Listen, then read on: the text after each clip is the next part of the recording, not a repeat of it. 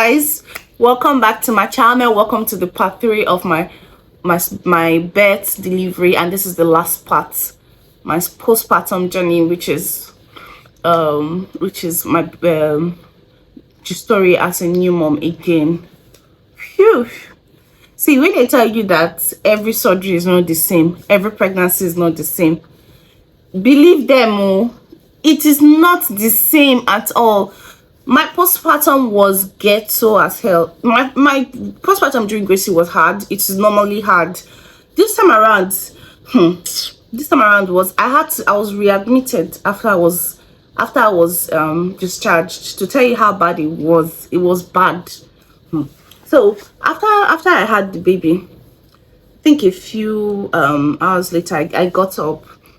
I don't know why I did that, because I think I was just I was making sure I wanted to breastfeed. So I wanted to make sure I put the baby to breast, because Gracie did not, she wasn't breastfed, and I didn't want that because I didn't lactate. They said I didn't put the baby to breast enough. There were so many reasons why it didn't happen for me, and I wanted it to happen for me this time.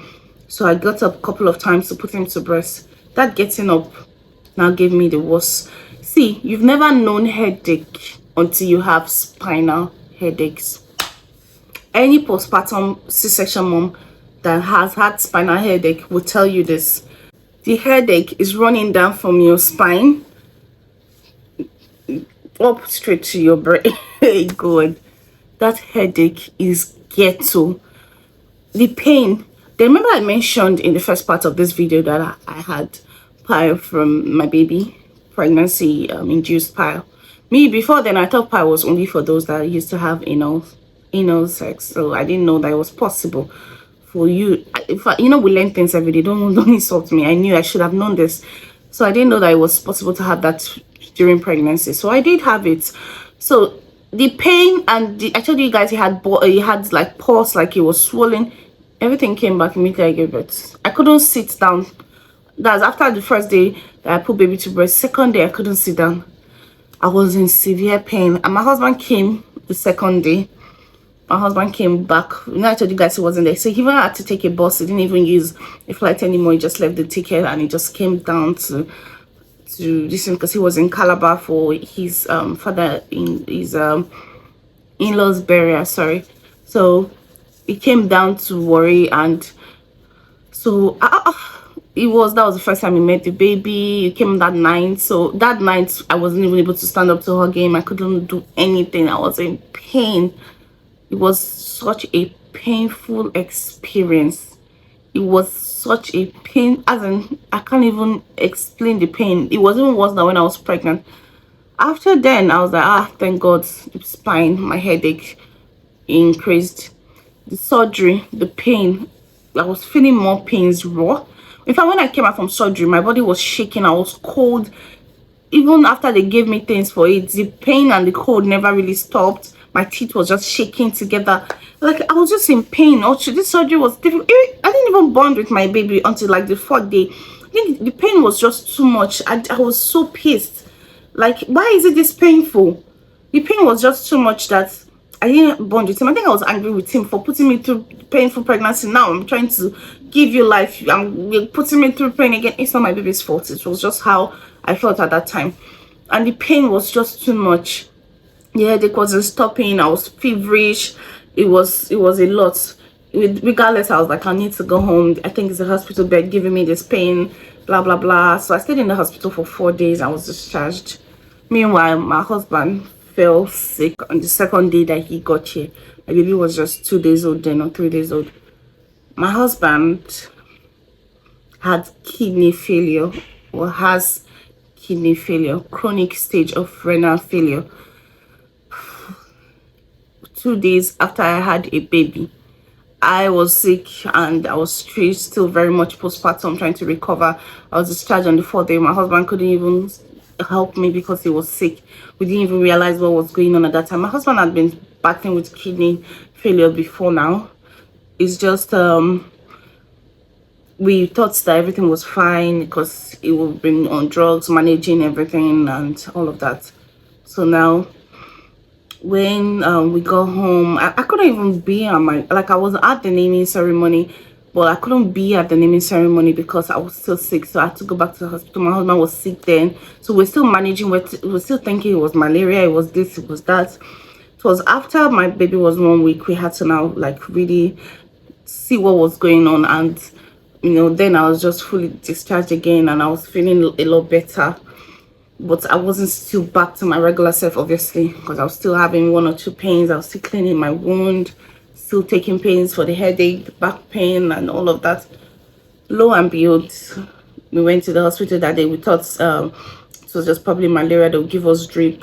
When we got there, they told us they had to admit him immediately. They are surprised that he's still alive because of his blood pressure was 200/10, 208 over 110, 208 over 110, which they were like, that could give him a heart attack and kill him because it was really high. It was even the BP that they saw at first when they did the full blood count, or think full body test. I don't really know the exact word. They realized it's creatine, urea, all the other stuff that has to do with kidney was off the roof. Creatine was over 80. Urea was huge. Everything was bad.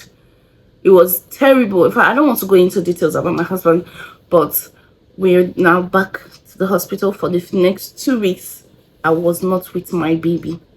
I was not with my baby. I was in the hospital.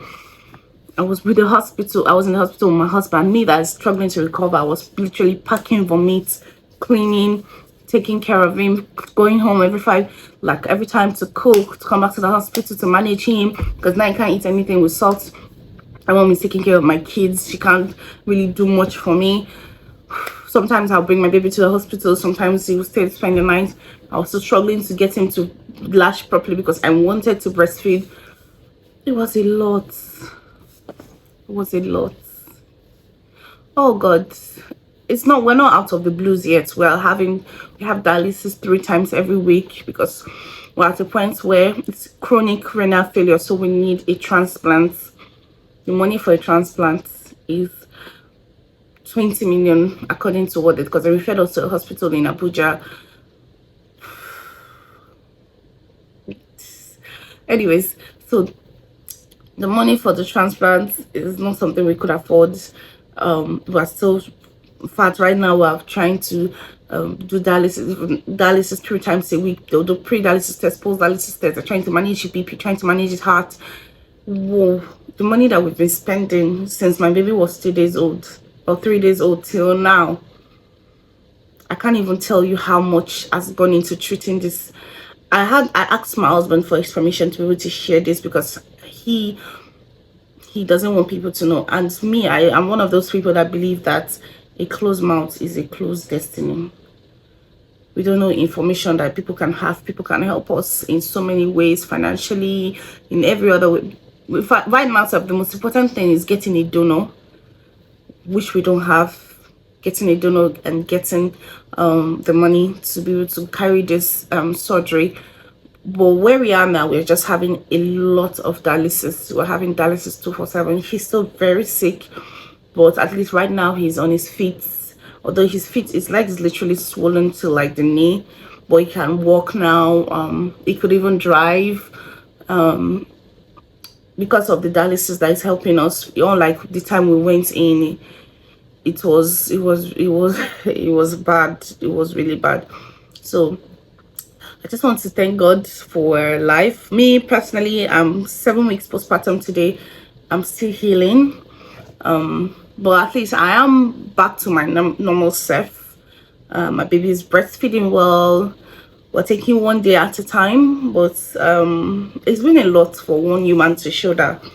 It's been a lot. I don't like when people call me strong woman. I am a soft girl and I'm going to live a soft life, but right now it's been a strong life. Yeah.